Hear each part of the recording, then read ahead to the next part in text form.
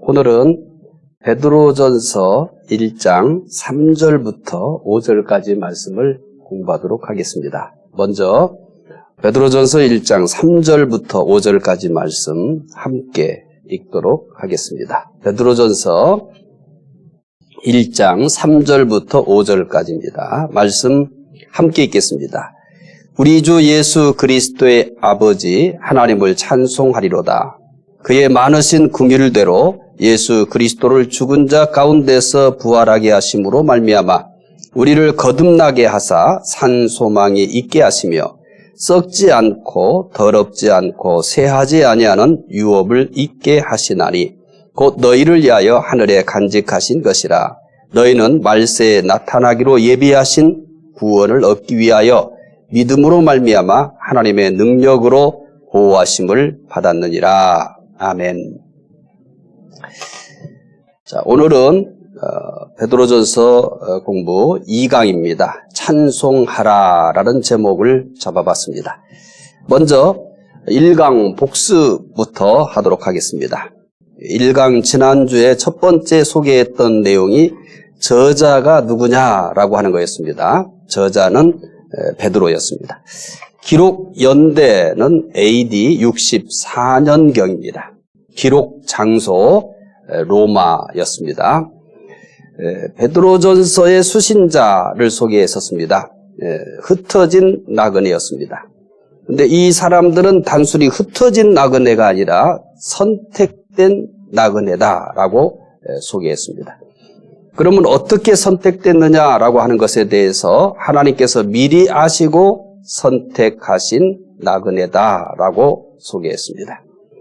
그러면 이들을 왜 하나님께서 선택하셨느냐라고 하는 것에 대해서 네 번째로는 성령으로 거룩하게 하시려고 선택하신 나그네다라고 했습니다. 기록 목적을 소개했었죠. 기록 목적은 흩어진 나그네들에게 천국을 향해 여행하는 데 필요한 안내서다라고 소개를 했었습니다. 자, 오늘은 2강으로 베드로전서 1장 3절부터 5절 찬송하라라는 제목으로 소개하겠습니다. 사실 이제 오늘 본문부터 본격적으로 이제 베드로전서 공부에 들어가게 되는 겁니다. 베드로는 베드로전서 수신자들에게 당신들은 흩어진 나그네이지만 하나님께서 선택하신 나그네입니다. 하나님께서 미리 아시고 선택하신 나그네입니다. 성령으로 거룩하게 하시려고 선택하였습니다. 라고 그들의 정체성을 깨닫게 해 주었습니다. 여러분이 베드로라면 그 다음에는 어떤 말을 하겠습니까? 이 베드로전서 역시 마찬가지로 편지입니다. 자, 이렇게 흩어진 나그네, 이 수신자들에 대해서 얘기를 했어요. 그리고 그 다음에 어떤 말을 하겠습니까? 베드로는 이들에게 어떤 말을 먼저 할까요? 베드로전서 1장 3절 함께 읽으시면서 베드로가 이제 어떤 말을 제일 먼저 꺼내는지 살펴보도록 하겠습니다. 1장 3절입니다. 함께 읽겠습니다. 우리 주 예수 그리스도의 아버지 하나님을 찬송하리로다. 그의 많으신 긍휼대로 예수 그리스도를 죽은 자 가운데서 부활하게 하심으로 말미암아 우리를 거듭나게 하사 산 소망이 있게 하시며 라고 했습니다. 베드로는 이제 그 흩어진 나그네에게 편지를 쓴다라고 한 다음에 제일 먼저 3절에서 무엇을 했습니까? 우리 주 예수 그리스도의 아버지 하나님을 찬송하리로다 라고 이렇게 얘기합니다. 자, 베드로는 그들이 어떤 처지에 있는지 잘 알고 있습니다. 그들은 많은 고난으로 고통을 당하고 있습니다. 이 고난은 한숨만 나오게 합니다. 근심하게도 합니다. 더 심해지면 원망도 합니다. 우리는 이런 경험이 참 많습니다. 그러나 베드로는 흩어진 나그네들에게 여전히 고난 가운데 있지만 무엇을 하라고 제일 먼저 얘기합니까? 찬송하리로다. 자, 여러분 좀 어떻다고 생각하십니까? 흩어진 나그네에다가 편지를 쓴다고 하는데 그들에게 제일 먼저 주문한 것이 뭐냐면 그리스도의 아버지 하나님을 찬송하라. 이렇게 얘기합니다. 참 뜻밖이죠. 제일 먼저 권하고 있는 것이 뭐냐면 하나님을 찬송하리로다 라고 이렇게 시작을 합니다. 찬송은 행복한 사람들만이 부르는 것이 아닙니다. 찬송을 함으로 행복해집니다. 우리는 이 말의 의미를 이제 공부하면서 깨닫게 될 겁니다. 찬송은 행복한 사람들만이 부르는 게 아닙니다. 사실은 찬송을 함으로 행복해집니다. 이제 이 말씀을 공부하면서 우리는 이것을 확인하게 될 겁니다. 2차 대전 때 독일의 아우슈비츠 수용소는 지옥의 수용소로 유명합니다. 이 수용소에는 포로들이 잔인한 고문과 학대로 시달렸습니다. 그런데 연합군이 독일을 점령하고 아우슈비츠 수용소를 탈환했을 때 그 수용소 벽에는 다음과 같은 찬송이 쓰여 있었다고 합니다. 아우슈비츠 수용소 벽에 쓰여 있던 찬송 내용입니다. 제가 그대로 읽어드리도록 하겠습니다. 하늘을 두루마리로 삼고 바다를 먹물 삼아도 한없는 하나님의 사랑 다 기록할 수 없겠네. 이름 모를 신앙인은 지옥 같은 수용소에서 몸이 깨지는 고통을 받았습니다. 그런데 그는 그 수용소에서 무엇을 했냐면 하나님을 찬송했습니다. 자신의 고통만 보았더라면 도저히 거기에서 무슨 찬송이 나오겠습니까? 특히 아우슈비츠 수용소는 들어가면은 살아나올 수 없는 수용소입니다. 그런데 거기에서 어떻게 이렇게 찬송할 수 있었겠습니까? 자신의 고통만 보면 도저히 찬송할 수가 없습니다. 오히려 원망과 불평과 좌절, 그러면서 모든 인격적인 부분들이 다 깨져버렸을 것입니다. 그런데 그 지옥 같은 고통 속에서도 하나님을 바라봤기 때문에 이런 찬송이 가능했을 겁니다. 뇌성마비로 자신의 몸마저 마음대로 움직일 수 없는 송명희 씨가 있습니다. 그는 아마 많은 분들이 알 거예요. 대표적인 시 중에 하나가 뭐냐면 공평하신 하나님입니다. 이거를 곡을 붙여서 이게 복음 속으로 많이 알려져 있죠. 공평하신 하나님?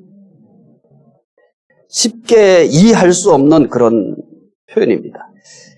이분은 뇌성마비로 자기의 손, 발을 마음대로 움직일 수 없는 분입니다.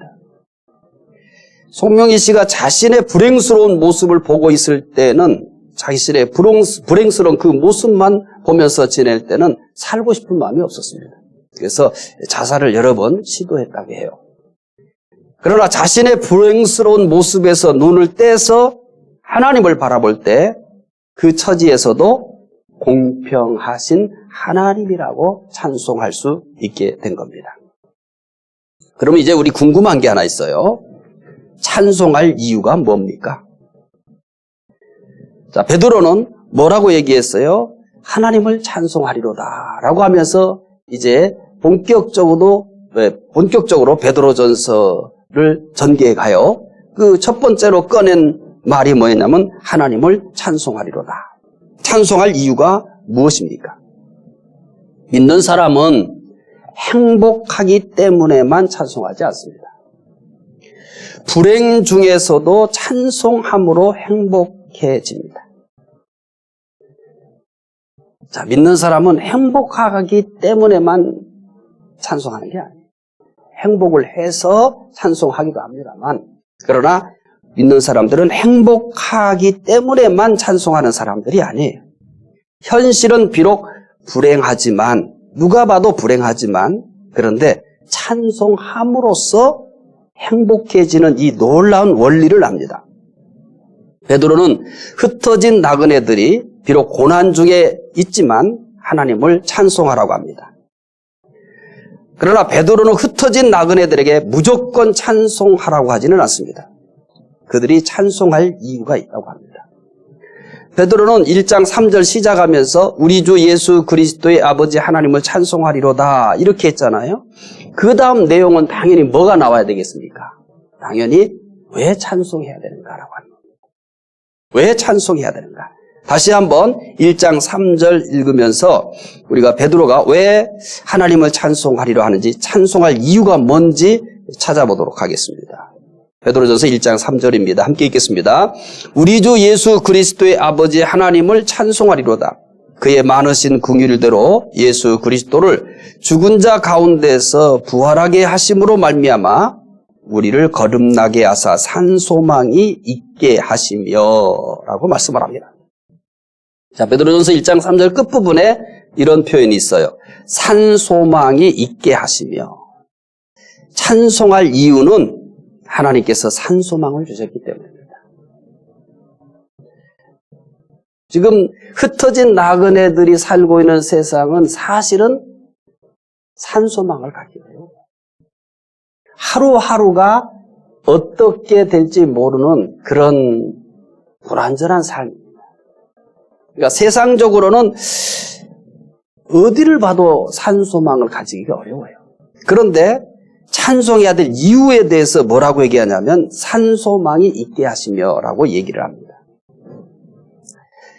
베드로가 흩어진 나그네들에게 하나님을 찬송하라고 하는 이유는 산 소망을 주셨기 때문입니다.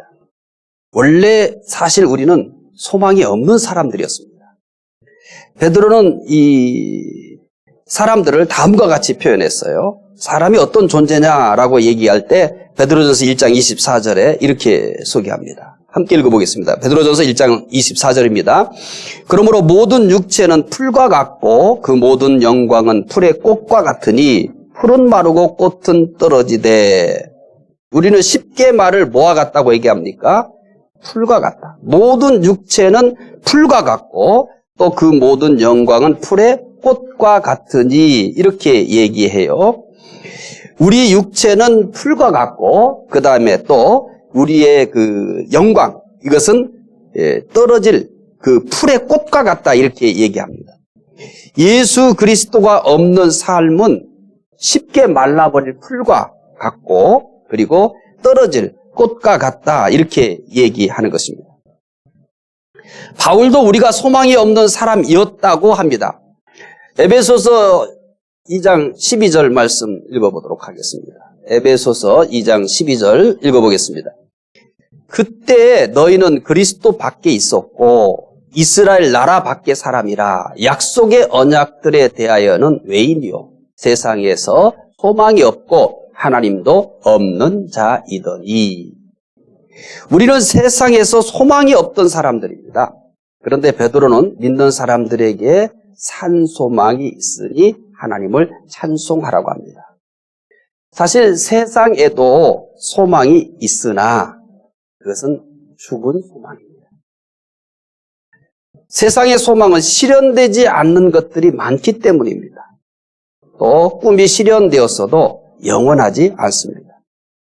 이런 면에서 베드로는 흩어진 나그네들에게 당신들은 산 소망이 있습니다. 이렇게 얘기하는 겁니다. 베드로는 흩어진 나그네들에게 세상의 죽은 소망이 아니라 여러분들은 산 소망이 있습니다. 그러니까 하나님을 찬송하라. 이렇게 얘기합니다. 물론 그들은 현재 세상에서 소망 없는 자같이 되었으나 하나님 나라에 대해서는 산 소망을 가진 자들이라는 겁니다.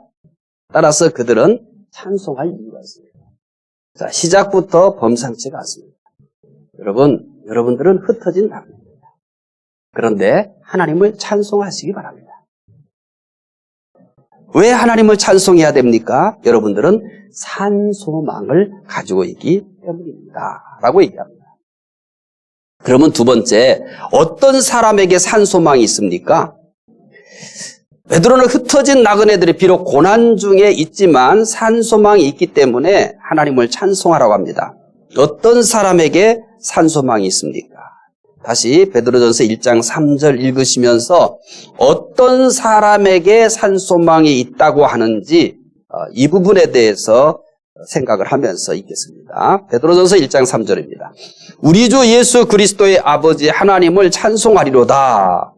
그의 많으신 긍휼대로 예수 그리스도를 죽은 자 가운데서 부활하게 하심으로 말미암아 우리를 거듭나게 하사 산 소망이 있게 하시며. 자, 베드로전서 1장 3절 끝부분에 이렇게 얘기하고 있습니다. 우리를 거듭나게 하사 산소망이 있게 하십니다. 자, 질문을 어떻게 하면서 시작했냐면 어떤 사람에게 산소망이 있습니까? 이렇게 물었죠. 그러면 이제 우리가 베드로전서 1장 3절을 읽었는데요. 어떤 사람들에게 산소망이 있습니까? 거듭난 사람들에게 산소망이 있습니다. 산소망은 거듭난 사람들에게 있습니다. 거듭난 사람들의 생활이 바뀌는 것은 죽은 소망에서 벗어나 산소망을 갖게 되었기 때문입니다. 에드워드 모트라고 하는 사람이 있었습니다.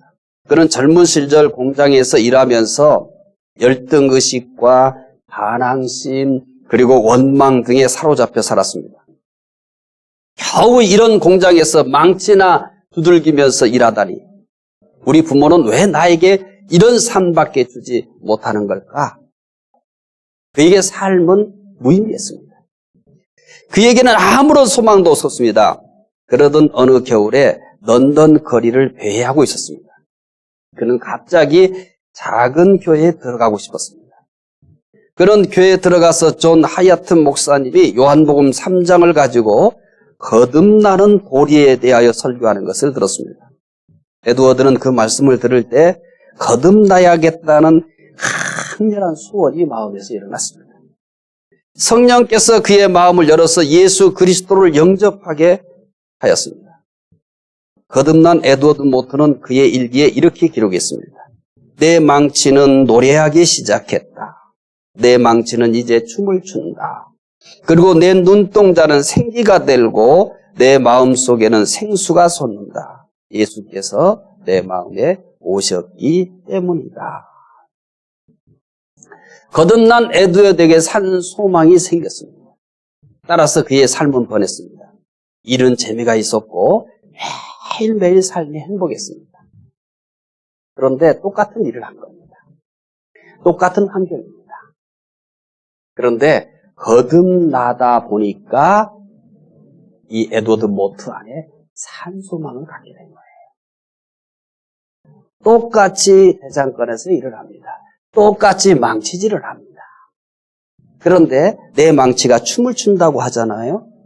이게 똑같은 일을 해도 거듭나지 않고 예수 그리스도가 없었을 때는 죽은 소망으로 산 거예요. 그래서 자기 형편에 대해서 끊임없이 원망하고 또 좌절하고 인생에 대해서 의미가 없는 겁니다. 뭐가 달라졌습니까? 환경이 달라진 게 아니에요. 마음이 달라진 거예요. 그 영혼이 달라진 거예요.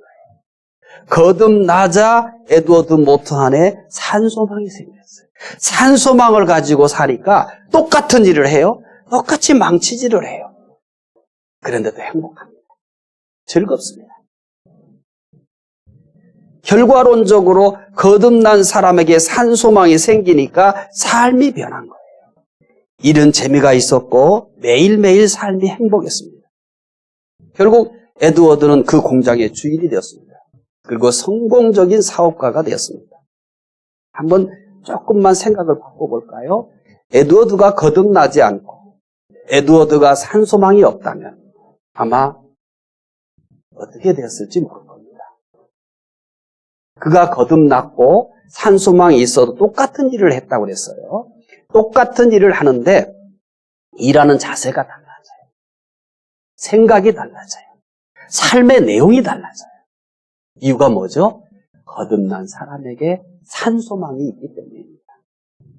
혹시 요즘 삶에 있어서 여러 가지 내가 하는 일이나 나의 환경들이 전부 힘들고 전부 의미가 없다고 생각하신다면 오늘 이 말씀을 잘 듣고 한번 생각을 다시 해보시기 바랍니다.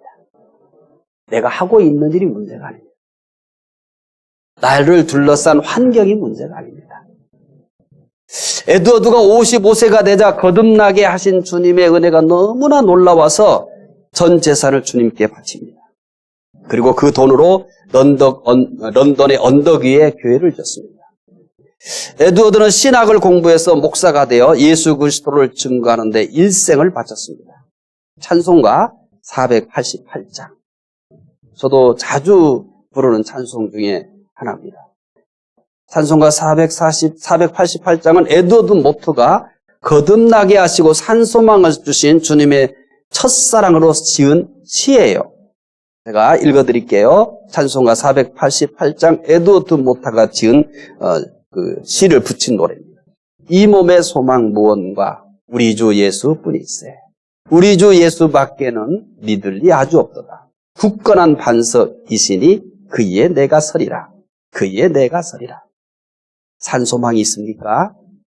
산소망을 원하십니까? 거듭나십시오. 거듭난 사람은 산소망이 있습니다. 산소망이 있는 사람은 하나님을 찬송하며 삽니다. 세 번째는 어떻게 거듭납니까? 어떻게 거듭나? 흩어진 나그네들이 비록 고난 중에 있지만 산소망이 있기 때문에 하나님을 찬송하라고 했습니다. 여러분들은 흩어진 나그네입니다. 그런데 여러분들은 산소망이 있습니다. 그러니까 찬송을 하십시오. 그럼 어떤 사람이 거듭났느냐라고 하니까, 어떤 사람이 산소망이 있느냐라고 하니까 거듭난 사람들에게 산소망이 있다 이렇게 얘기한 겁니다. 그러면 궁금한 것이 있습니다. 어떻게 거듭나야 합니까? 라고 하는 겁니다. 베드로전서 1장 3절 다시 읽으시면서 이제 이 부분에 초점을 맞춰 읽으셔야 됩니다. 어떻게 거듭납니까? 라고 하는 부분입니다. 베드로전서 1장 3절 읽겠습니다. 우리 주 예수 그리스도의 아버지 하나님을 찬송하리로다. 그의 많으신 긍휼대로 예수 그리스도를 죽은 자 가운데서 부활하게 하심으로 말미암아 우리를 거듭나게 하사 산소망이 있게 하시며 라고 말씀을 합니다. 자, 이제 베드로전서 1장 3절을 잠깐 보세요. 자, 흩어진 나그네들에게 왜 찬송하라고 그랬어요? 맨 끝에 산소망이 있기 때문이라고 그랬죠? 그러면 어떤 사람에게 산소망이 있어요? 바로 앞에 말씀을 보시면 되죠? 거듭난 사람에게 산소망이 있어요. 그럼 이제 질문이 뭐냐면 어떻게 거듭납니까? 라고 하는 거였어요. 1장 3절 앞부분은 이제 어떻게 거듭나느냐라고 하는 설명이에요. 어떻게 거듭난다고 합니까? 예수 그리스도 부활로 말미암아 거듭나게 하셨다라고 얘기합니다. 그리스도를 죽은 자 가운데서 부활하게 하심으로 말미암아 우리를 거듭나게 하사 산소망이 있게 하시며 이렇게 얘기합니다. 잘 따라오고 계시죠? 이제 말씀 한 절 아주 중요한 부분, 우리가 베드로전서 공부하면서 중요한 부분들은 자세히 하나하나 이렇게 살펴볼 겁니다. 예수 그리스도의 부활로 말미암아 거듭나게 하셨습니다. 예수 그리스도께서 죽으셨으나 새 생명으로 부활하셨습니다. 새 생명으로 부활하신 그리스도는 우리에게도 그 새 생명을 주셔서 거듭나게 하십니다. 그리스도의 부활이 없다면 우리에게 거듭남도 없습니다. 바울은 고린도전서 15장 17절에서 다음과 같이 말합니다. 고린도전서 15장 17절 읽어보겠습니다. 그리스도께서 다시 살아나신 일이 없으면 너희의 믿음도 헛되고 너희가 여전히 죄 가운데 있을 것이요 라고 말합니다. 하나님께서 예수 그리스도의 부활로 말미암아 우리를 거듭나게 하신다는 말씀은 베드로에게 있어서는 뼈에 사무치는 말씀입니다. 거듭나게 한다라는 이 표현을 얼마든지 다르게 할 수 있어요. 실제 우리 속에서 거듭나게 역사하시는 분은 성령님이거든요. 그러니까 베드로는 충분히 성령께서 거듭나게 하심으로 말미암아 산소망을 주셨으므로 이렇게 얘기할 수 있잖아요. 그런데 베드로는 우리가 알고 있는 그런 이 표현을 쓰지 않습니다. 예수 그리스도의 부활로 말미암아 거듭났다 이렇게 얘기합니다. 그럼 베드로는 왜 우리가 평상시 상식적으로 알고 있는 거듭남에 대한 그런 부분을 우리가 알고 있는 것과는 달리 예수 그리스도의 부활로 말미암아 우리를 거듭나게 하신다라는 이 설명을 했을까요? 이렇게 설명할 수밖에 없었던 베드로만의 경험이 있습니다. 베드로는 예수님을 모른다고 3번이나 부인하고 저주까지 한 사람입니다. 그러나 베드로가 안식 후 첫날 아침에 여인들로부터 예수님께서 부활하셨다는 소식을 듣고 빈 무덤으로 달려가 예수님의 부활을 확인합니다. 그리고 베드로와 제자들이 한 곳에 모여 문을 닫고 두려워하고 있을 때 그때 부활하신 예수님께서 또 찾아오셔서 그들을 위로하시며 평강을 선언하십니다. 자, 실패한 그리고 너무 초라해질 대로 초라해진 베드로에게 부활하신 예수 그리스도는 새 사람으로 태어나게 했습니다. 내가 베드로라고 한번 생각해 보세요. 예수님이 잡히셨을 때 그 현장에서 베드로는 예수님을 모른다고 3번이나 부인하고 심지어 저주까지 해버리지 않았습니까? 그런데 그 그리스도께서 십자가에 못 박혀 죽으셨지만 부활하셨어요. 제자 베드로를 비롯해서 모든 제자들이 부활을 기대하지 않았습니다. 부활을 몰랐어요. 그런데 자기가 부인하고 저주했던 그 그리스도께서 뭐 하셨어요? 부활하셨어요.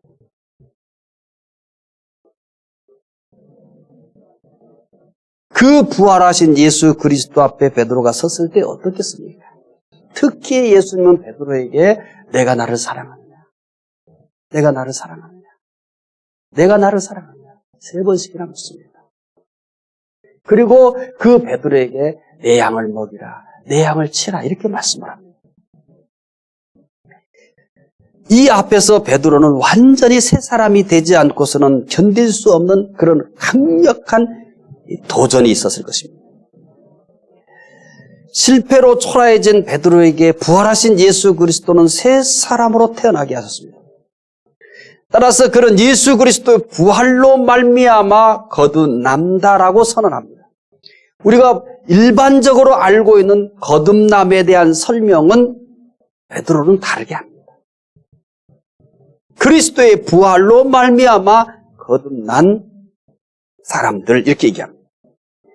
따라서 이 베드로가 예수 그리스도의 부활로 말미암아 거듭났다고 설명하는 것은 이 배경 속에 뼈에 사무치는 체험이 있기 때문에 그렇습니다.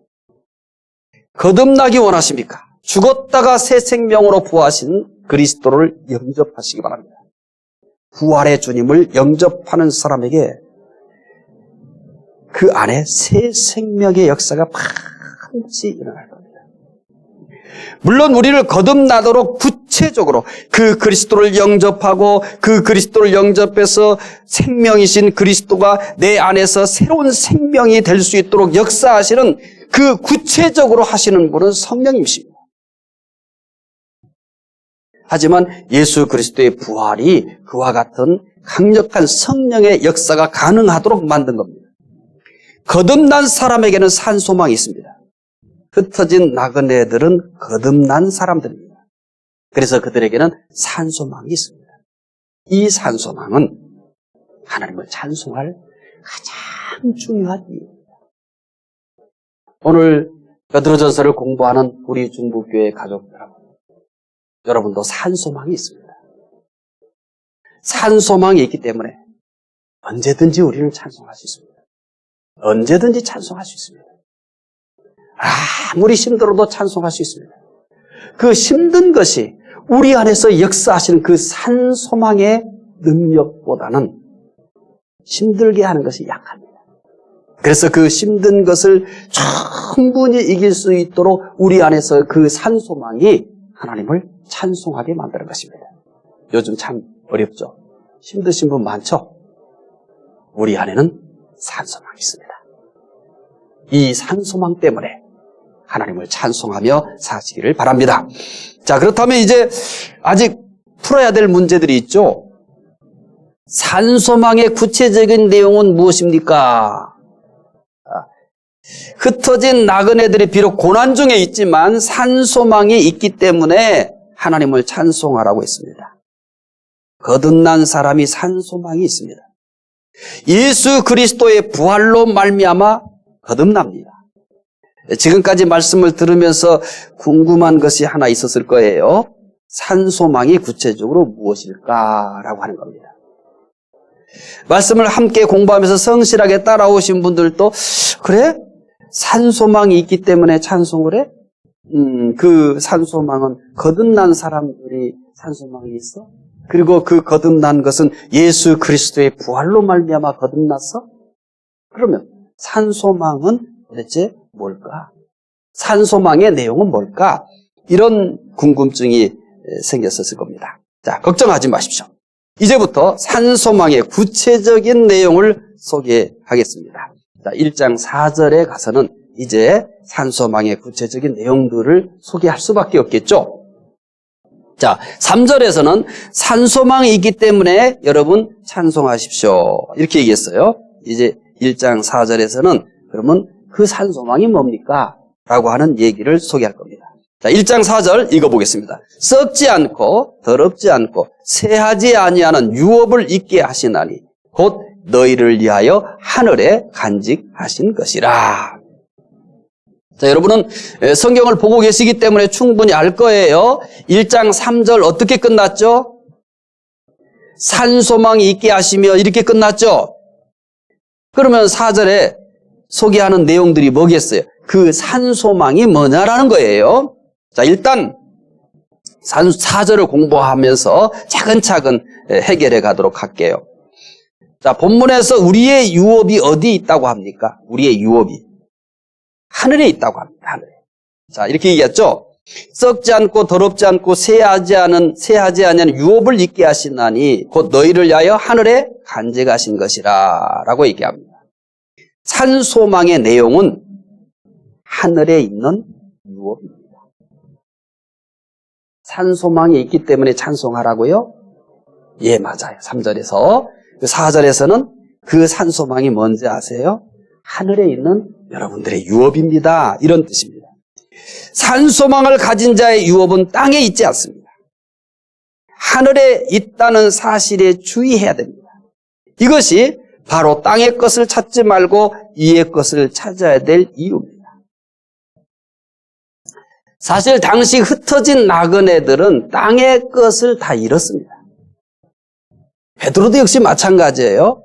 베드로도 예수님께서 부르실 때 어떻게 했어요? 땅의 것은 다 포기했어요. 땅의 것은 다 포기했어요. 베드로도 예수님의 부름을 받았을 때 땅의 것을 더 얻기 위해 부름받은 건 아니에요. 사실 그가 가지고 있던 것마저도 버렸잖아요. 베드로만이 아니에요. 그 당시에 흩어진 나그네들, 베드로전서의 수신자였던 이 흩어진 나그네들은 대부분이 예수 믿어서, 믿음을 가져서 얻은 것보다 이 땅에서 잃은 것이 더 많아요. 그러나 하늘에 있는 유업을 소유한 사람들입니다. 당시 믿는 사람들이 땅에서 무엇을 찾으려고 했다면 그들은 잘못한 거예요. 적어도 당시에 믿는 사람들이 땅에 있는 무엇을 더 얻으려고 했다든지 땅에 있는 것을 더 갖기 위한 그런 행위였다면 그들은 실수한 겁니다. 그들은 세상에서 가장 불행한 사람들입니다. 하지만 그들은 땅에서 무엇을 찾기 위해 믿게 된 게 아니에요. 땅에서 더 누리기 위해서 그래서 믿게 된 게 아니에요. 땅에서 더 높아지려고 그래서 믿는 게 아니에요. 그들은 하늘에 있는 것을 찾으셨습니다. 그들은 산소망을 가지고 살았던 겁니다. 그래서 땅의 것은 잃고 땅의 것은 점점 적어지고 그런데도 행복은 점점 가졌습니다. 그들은 땅의 것을 추구하는 사람들이 아니에요. 이 산소망의 내용은 땅에 있는 것들이 아닌 거예요. 하늘에 있는 유업인 거예요. 그래서 그들은 땅에 있는 것이 많아지거나 또 이것이 적어지거나 이것에 그렇게 마음을 쓰지 않았습니다. 우리의 산소망을 더욱 아름답게 하는 말씀이 이제 계속됩니다. 기업이 하늘에 있는 것만은 아닙니다. 다시 베드로전서 1장 4절 읽어보도록 하겠습니다. 함께 읽겠습니다. 썩지 않고 더럽지 않고 새하지 아니하는 유업을 있게 하시나니 곧 너희를 위하여 하늘에 간직하신 것이라. 믿는 사람들의 유업이 하늘에 있는 것만이 아니라 하나님께서 하늘에 간직하신 것이다 라고 얘기합니다. 단순히 하늘에 있는 것이 아니라 하늘에 간직하신 것이다. 여기 간직하다는 지키다, 보호하다, 예약하다라는 뜻입니다. 산소망은 하늘에 있는 유업일 뿐만 아니라 하나님께서 지키고 계시는 유업입니다. 믿는 사람들은 눈을 들어 하늘을 향할 수밖에 없습니다. 하나님께서 하늘에 두고 지키시는 자신들의 유업을 볼 때마다 감격에 벅차오를 것입니다. 이 아름다운 기업을 볼 때 그들은 저절로 하나님을 찬송할 수밖에 없는 것입니다. 그래서 1장 3절에서는 산소망을 가지고 있기 때문에 찬송하라 이렇게 얘기하고 1장 4절에 가서는 그 산소망이 뭐냐? 하늘에 있는 유업. 그냥 있는 유업이 아니라 누구도 빼앗아 가거나 어떻게 할 수 없도록 하나님이 지키고 계시는 유업이다라고 얘기합니다. 이제 하늘에 있는 유업의 특징을 소개할게요. 다섯 번째는 하늘에 있는 유업의 특징입니다. 하늘에 있는 유업에는 중요한 특징이 있습니다. 베드로는 그 특징을 설명합니다. 첫째는 하늘에 있는 유업은 썩지 않는 유업입니다. 1장 4절 읽어보겠습니다. 썩지 않고 더럽지 않고 새하지 아니하는 유업을 있게 하시나니 곧 너희를 위하여 하늘에 간직하신 것이라. 하늘에 있는 유업은 어떻다고 그래요? 썩지 않습니다. 하늘에 간직된 기업은 썩지 않습니다. 그 기업은 하늘에 있지요. 또한 하나님께서 지키고 계시니 어떻게 썩을 수 있겠습니까? 하늘에 간직된 기업은 좀과 동록과 도적이 해칠 수 없다라고 마태복음 6장 19절에서는 설명합니다. 땅에 있는 기업은 좀과 동록과 도적이 해치기 때문에 쉽게 썩게 됩니다. 이스라엘 백성들이 기업으로 받은 가나안 땅이 그렇습니다. 이스라엘 백성들이 기업으로 받은 땅 가나안은 땅에 있는 거잖아요. 하늘에 있는 게 아니잖아요. 가나안 땅은 적들로부터 약탈을 당하고 말았습니다. 이스라엘 백성들은 그들의 기업인 가나안 땅을 다 빼앗기고 심지어 적들의 포로가 되어서 이방 나라로 끌려가고야 말았습니다. 이사야 선지자는 이스라엘의 기업인 가나안을 뺏기게 될 것을 다음과 같이 예언했습니다. 이사야 24장 3절부터 4절 읽어보겠습니다. 땅이 온전히 공허하게 되고 온전히 황무하게 되리라. 여호와께서 이 말씀을 하셨느니라. 땅이 슬퍼하고 세잔하며 세계가 쇠약하고 세잔하며 세상 백성 중에 높은 자가 쇠약하며. 이게 가나안 땅에 대한 설명이에요. 이스라엘 백성들이 이 가나안 땅을 유업으로 받았잖아요. 그런데 그 땅에 있는 기업은 어떻게 된다고 말했냐면 한마디로 표현하면 황폐해지는 날이 온다는 겁니다. 땅에 있는 것만을 기업으로 삼고 사는 사람들은 이스라엘 백성들이 적국의 포로가 되어 끌려가듯이 세상의 포로가 되어 세상에 끌려가는 인생이 됩니다. 따라서 믿는 사람은 영원히 썩지 않는 하늘에 간직된 기업을 산소망으로 살아야 합니다. 믿는 사람이 다르다는 것을 어디에서 느껴야 되냐면 보여지지는 않지만 산소망을 가지고 사는 모습을 내가 느껴야 돼요. 내가 느껴야 돼요. 자, 이제 사람들이 내가 사는 모습을 보면서 저 사람은 내가 알지 못하는 어떤 소망이 있는 것 같아. 왜냐하면 현재 우리가 살아가면서 많은 변화가 있잖아요. 많은 여러 가지 변화들을 우리는 겪으며 살아야 돼요. 그런데도 저 사람은 마치 아무 일 아니다는 듯이 또 다른 어떤 우리 주변에 있던 사람들이 말이에요. 자기들이 알지 못하는 뭔가를 저 사람은 가지고 있는 것처럼 흔들리지 아니하고 이렇게 살아가거든요. 이게 뭐 때문일까요? 산소망이에요. 산소망.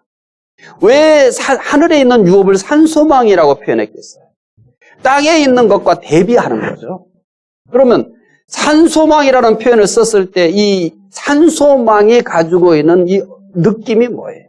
죽은 소망이 있다는 거 아니겠어요? 우리 믿는 사람들은 산소망을 가지고 사는 사람들이에요. 오늘 베드로전서 공부하시는 분들은 다 산소망을 가지고 사시는 분들 믿습니다. 자, 그 다음에 산소망, 이 하늘에 있는 유업의 특징이에요. 두 번째 특징이 또 있어요. 하늘에 있는 유업은 더럽지 않은 유업입니다. 하늘에 있는 유업은 뭐 하지 않는다고 얘기했냐면 썩지 않는다고 그랬어요. 하늘에 있는 유업의 특징이 또 소개되고 있죠. 베드로전서 1장 4절 읽어보겠습니다. 썩지 않고 더럽지 않고 새하지 아니하는 유업을 있게 하시나니 곧 너희를 위하여 하늘에 간직하신 것이라. 자, 하늘에 있는 유업은 더럽지 않다 이렇게 얘기합니다. 더럽지 않다는 것은 색깔을 칠하지 않는다 이런 뜻이에요. 도덕적으로 영적으로 착색되지 않았다는 거예요. 변질되지 않았다는 거예요. 하늘에 있는 유업은 더러움이 전혀 없는 깨끗한 기업입니다. 하늘에 간직된 기업은 더러움이 없는 기업이에요. 왜 이렇게 표현할까요? 땅에 있는 기업은 너무나 더럽습니다. 부정과 불법으로 모은 기업들이 많아요. 힘이 없는 사람의 것을 위협하고 억압하며 강탈하기도 합니다. 이스라엘 백성들이 기업으로 받은 땅도 온갖 부정과 불법으로 더럽혀졌습니다. 따라서 이사야 선지자는 이 사실을 외쳤어요. 우리는 지금 성경 공부 시간이잖아요. 그래서 성경이 어떻게 표현하고 있는지, 왜 하늘에 있는 유업을 이렇게 더럽지 않다고 얘기하는지 이사야 24장 5절 읽으시면서 우리가 좀 더 정확하게 뜻을 이해하도록 하겠습니다. 이사야 24장 5절 읽어보겠습니다.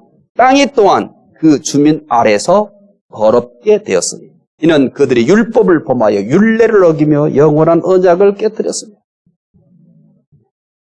하나님이 이스라엘 백성들에게 주신 가나안 땅이에요. 이 땅이 어떻게 됐다고 했어요? 땅이 또한 그 주민 아래서 더럽게 되었다. 왜 그랬을까요? 언약을 깨뜨리고 온갖 불법으로 재산을 모으고 약탈했기 때문에. 그래서 땅이 또한 그 주민 아래서 더럽게 됐다. 이사야만 그런 건 아니에요. 에레미야 선지자도 역시 마찬가지예요. 에레미야 2장 7절 읽어보겠습니다. 내가 너희를 기름진 땅에 인도하여 그것의 열매와 그것의 아름다운 것을 먹게 하였거늘 너희가 이리로 들어와서는 내 땅을 더럽히고 내 기업을 역겨운 곳으로 만들었습니다. 참 기가 막히죠? 그 가나안 땅이 어떻게 되었다고 그래요? 더러워졌다는 거예요. 근데 그 다음 표현이 참 기가 막히잖아요. 뭐 했어요? 내 기업을 역겨운 것으로 만들었다. 이게 세상에 있는 기업의 특징이에요. 오늘 이 땅에도 더러운 기업이 얼마나 많습니까? 믿는 사람들은 더러운 기업을 탐해서는 안 됩니다. 차라리 땅에서는 아무것도 없을지라도 더럽지 않은 기업을 사모해야 돼요. 그러니까 너무 여러분들 우리 주변에 수단 방법을 가리지 않고 재산을 많이 모으고 이렇게 사는 걸 부러워하지 말아요. 절대 부러워하지 말아요. 또 뭐 부동산 투기해가지고 돈을 얼만큼 벌었다. 그거 믿는 사람 부러워하면 안 돼요. 또 그러니까 그걸 따라해서도 안 돼요. 우리는 더럽지 않은 기업이 있어요.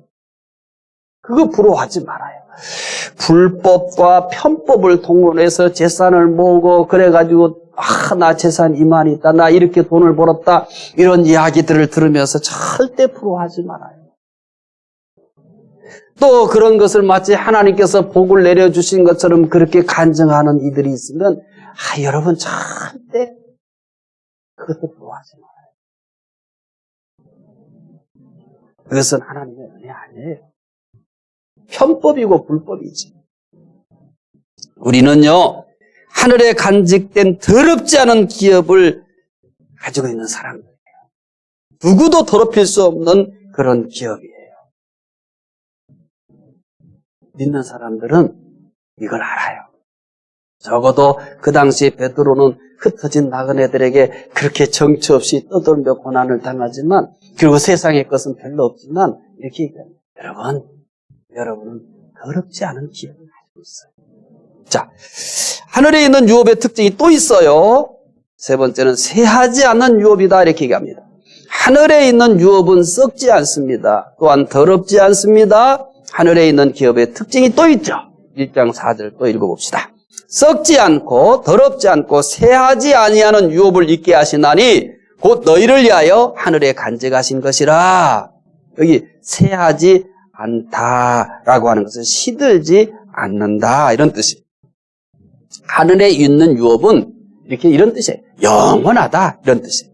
하늘에 간직된 유업이니 쇠하지 않고 영원하기 때문에 뭐가 될 수 있는 거예요? 그러니까 산소망이 될 수 있는 거예요.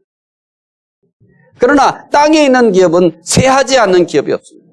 이스라엘 백성들이 기업으로 받은 젖과 꿀이 흐르던 가나안 땅이 비참하게 시들어 버렸어요.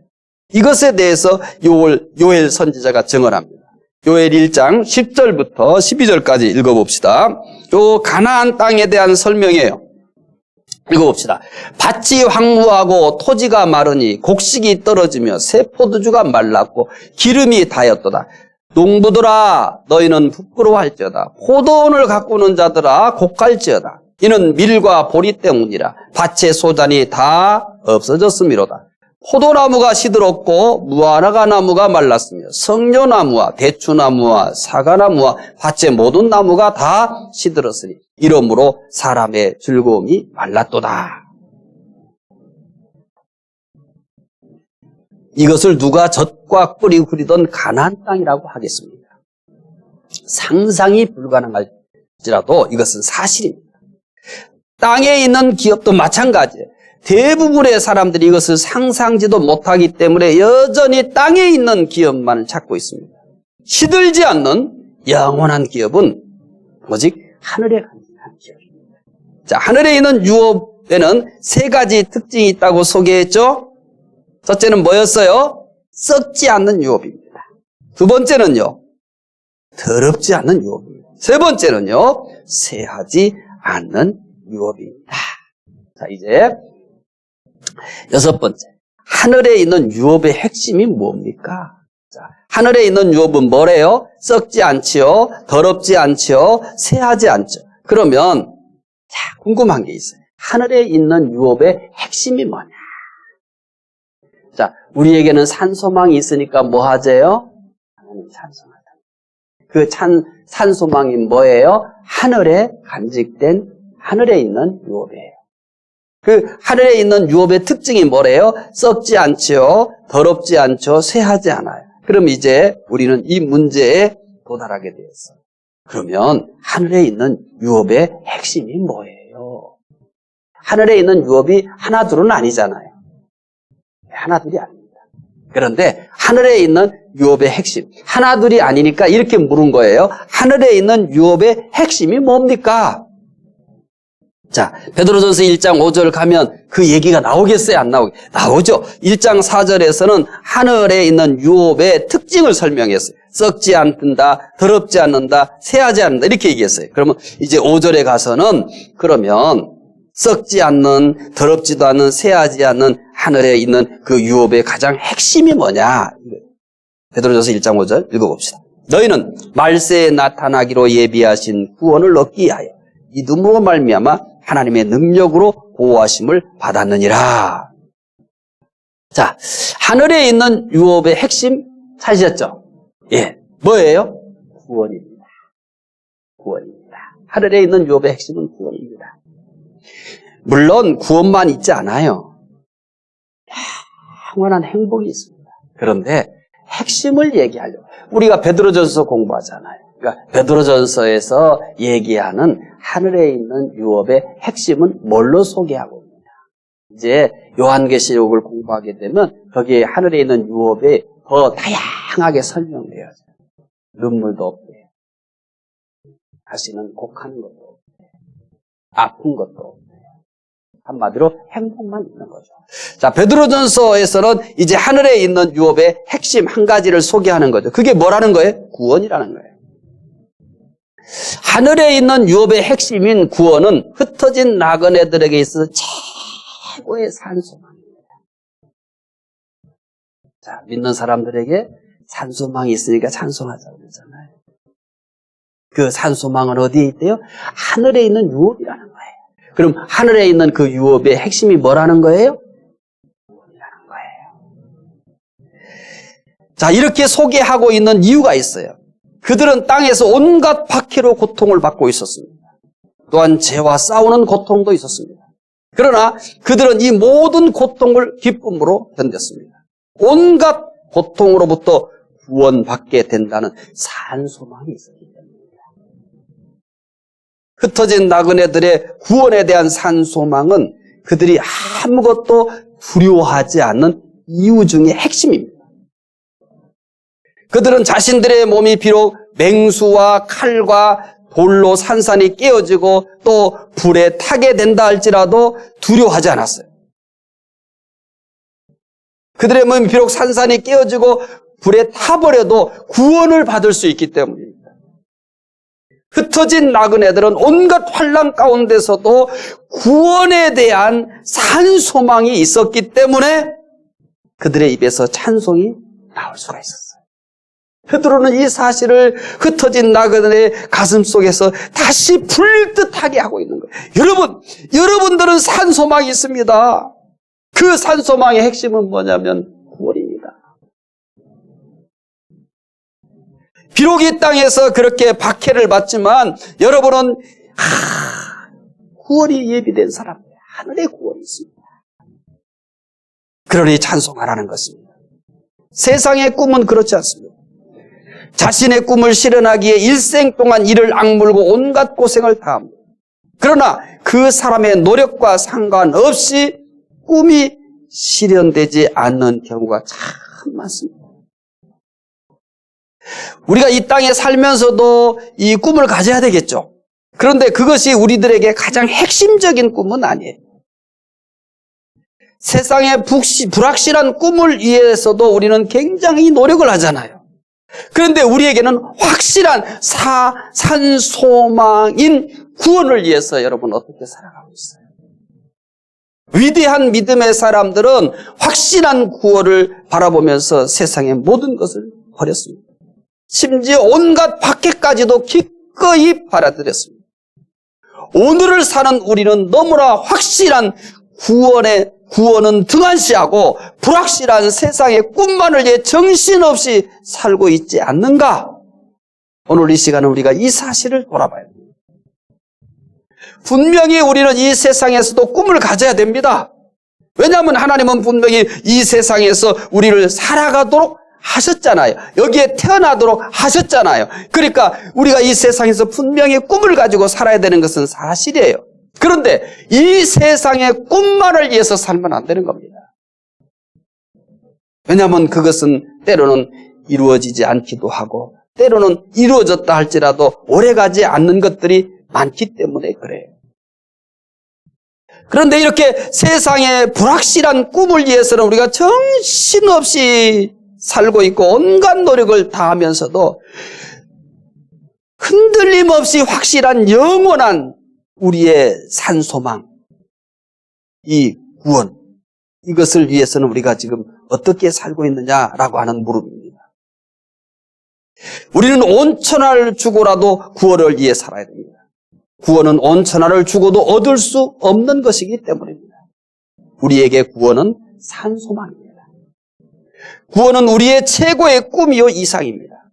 그런데 이 구원은 아직 완성되지를 않았습니다. 물론 그리스도를 주라고 고백하는 사람들은 이미 구원을 받은 사람들입니다. 그러나 아직 완성이 되지 않았습니다. 만일 구원이 완성이 되었다면 산소망이 될 수는 없겠죠. 이미 구원받았지만 아직 완성되지 않았기 때문에 여기에다가 무슨 설명을 한 거예요? 산소망이다. 이렇게 얘기합니다. 그러면 이제 이런 질문이 나와야 되죠. 그러면 그 구원은 언제 완성됩니까? 구원은 언제 완성될까요? 이 질문을 할 수밖에 없죠. 하늘에 있는 유업의 핵심은 구원입니다. 이 구원은 언제 완성될까요? 베드로전서 1장 5절 이 질문을 염두에 두고 읽으시기 바랍니다.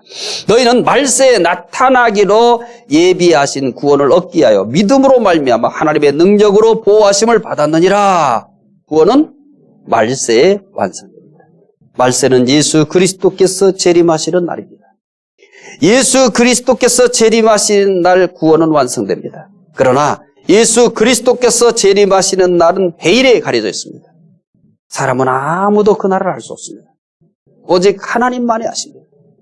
만일 누가 그리스도께서 재림하시는 날을 딱 지정해서 말한다면 두말할 것도 없이 그는 이단입니다. 참된 그리스도인은 이런 유혹에 빠져서는 안 됩니다.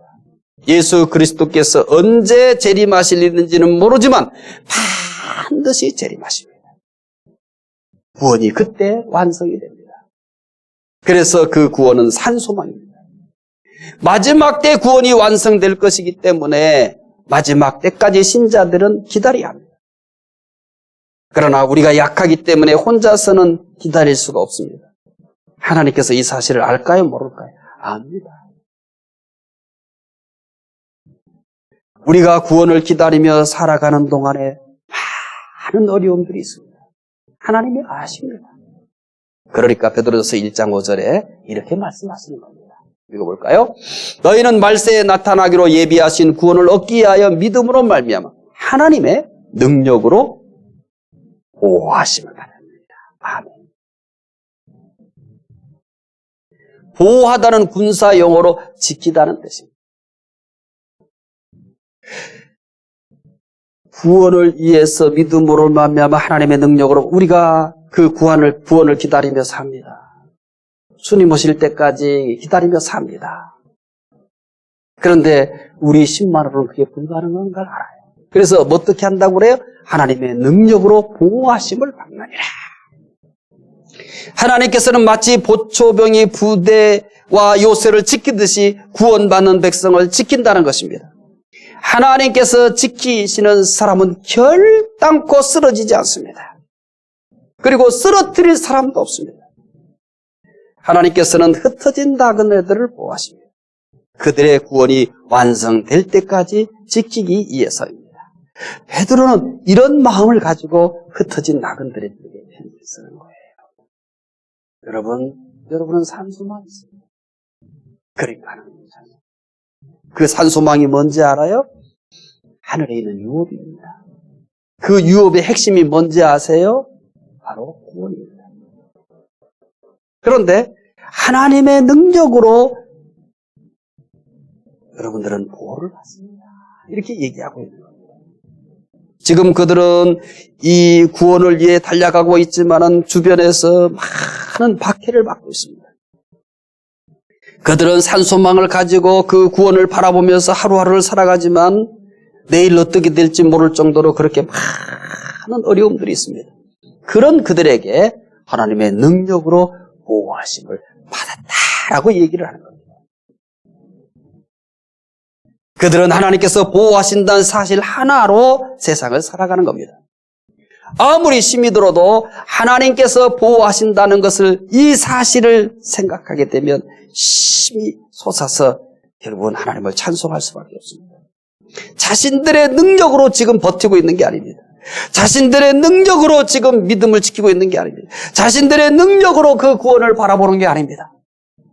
하나님이 보호하시기 때문에. 하나님은 오늘도 구원받은 사람들을 보호하십니다. 우리의 구원이 완성될 때까지 보호하십니다. 외로울 때면 하나님께서 보호하신다는 것을 생각하십시오. 힘을 들고 낙심이 될 때도 하나님께서 보호하신다는 것을 생각하십시오. 유혹을 받아 갈등할 때도 또 때로는 넘어졌을 때도 그때도 여러분 하나님께서 보호하신다는 것을 생각하십시오. 모든 것을 넉넉히 이길 수 있을 것입니다. 자, 8번째 이제 하나님의 보호를 받기 위해서 어떻게 해야 합니까? 믿는 사람들에게는 산소망이 있습니다. 산소망의 내용은 하늘에 있는 유업입니다. 하늘에 있는 유업의 핵심이 뭐라고요? 구원이에요. 그런데 구원이 마지막 때에 완성됩니다. 구원이 완성될 때까지는 반드시 하나님의 보호가 필요합니다. 그러면 하나님의 보호를 받기 위해 어떻게 해야 됩니까? 베드로전서 1장 5절 이 물음에 대한 답을 제공할 겁니다. 함께 읽겠습니다. 너희는 말세에 나타나기로 예비하신 구원을 얻기 위하여 믿음으로 말미암아 하나님의 능력으로 보호하심을 받았느니라. 하나님은 믿음으로 사는 사람을 보호합니다. 자, 다시 말씀 제가 읽어드릴게요. 믿음으로 말미암아 하나님의 능력으로 보호하심을 받았느니라. 하나님께서 아무나 보호하시는 거 아니에요. 하나님께서는 믿음으로 사는 사람을 보호하십니다. 하나님의 보호받기를 원하는 사람이 많습니다. 그러나 하나님의 보호를 받는 사람은 많지 않습니다. 그 이유는 믿음으로 살지 않기 때문입니다. 하나님께서는 믿음으로 사는 사람을 보호하십니다. 하나님께서는 그의 머리털까지도 세실 정도로 세밀히 하십니다. 따라서 믿음으로 사는 사람은 모두 성공적인 인생을 살았습니다. 그들은 세상이 깜짝 놀랄 일을 하기도 했습니다. 그들은 사람들의 마음에 지워지지 않는 감동을 남기기도 했습니다. 이것은 그들 자신의 능력이 아닙니다. 그와 함께 하신 하나님의 능력입니다. 하나님의 보호를 받기 원합니까? 믿음으로 사시기 바랍니다. 지금 믿음으로 살고 계시다고요? 그러면 여러분은 하나님의 보호를 지금 받고 있는 겁니다. 오늘도 믿음으로 사셨죠? 하나님이 보호하셨을 겁니다. 내일도 믿음으로 사십시오. 하나님은 믿음으로 사는 사람을 보호하실 겁니다. 자, 이제 2강 복습하겠습니다. 자, 첫 번째 한 것이 뭐냐면 찬송할 이유가 무엇입니까? 라고 하는 거였습니다. 찬송할 이유는 하나님께서 산소망을 주셨기 때문입니다. 두 번째, 어떤 사람에게 산소망이 있습니까? 거듭난 사람에게 산소망이 있습니다. 세 번째는 어떻게 거듭납니까? 예수 그리스도의 부활로 말미암아 거듭나게 하셨습니다. 네 번째는 산소망의 구체적인 내용은 무엇입니까? 산소망의 내용은 하늘에 있는 유업입니다. 베드로전서 1장 4절이죠. 그러면 하늘에 있는 유업의 특징이 뭡니까? 첫째는 썩지 않는 유업입니다. 두 번째는 더럽지 않는 유업입니다. 세 번째는 쇠하지 않는 유업입니다. 하늘에 있는 유업의 핵심이 무엇입니까? 하늘에 있는 유업의 핵심은 구원입니다. 구원은 언제 완성되죠? 구원은 말세에 완성됩니다. 우리의 구원을 이룰 때까지 하나님이 보호하신다고 그랬어요. 하나님의 보호하심을 받기 위해 어떻게 해야 됩니까? 하나님은 믿음으로 사는 사람을 보호하십니다. 오늘 여기까지 공부했습니다. 여러분, 우리에게는 산소망이 있습니다. 산소망은 찬송하며 살아야 될 가장 중요한 이유입니다. 그 산소망은 어디에 있어요? 하늘에 있는 유업입니다. 그 하늘에 있는 유업의 핵심이 뭐예요? 우리가 구원받을 때까지 믿음으로 살면 하나님이 보호해 주실 것입니다. 자, 오늘 여기까지 공부하고요. 다음 주에 또 베드로전서 공부 계속해서 진행하도록 하겠습니다. 기도하겠습니다. 하나님 감사합니다. 흩어진 나그네들 비록 고난이 많습니다. 그러나 그들에게는 찬송할 이유가 있습니다. 그들에게는 산소망이 있었기 때문입니다. 그 산소망은 세상에 있는 것이 아니라 하늘에 간직된 유업이었습니다. 그리고 그 유업의 핵심은 바로 구원이었습니다. 그 구원이 이루어질 때까지 믿음으로 사는 사람을 하나님께서 지켜주신다고 했습니다. 오늘 베드로전서 공부하는 우리 모든 중국교회 가족들, 산소망을 가지고 찬송하며 매일매일 살아갈 수 있도록 도와주시기 원합니다. 감사하며 예수 그리스도의 이름으로 기도드리옵나이다. 아멘.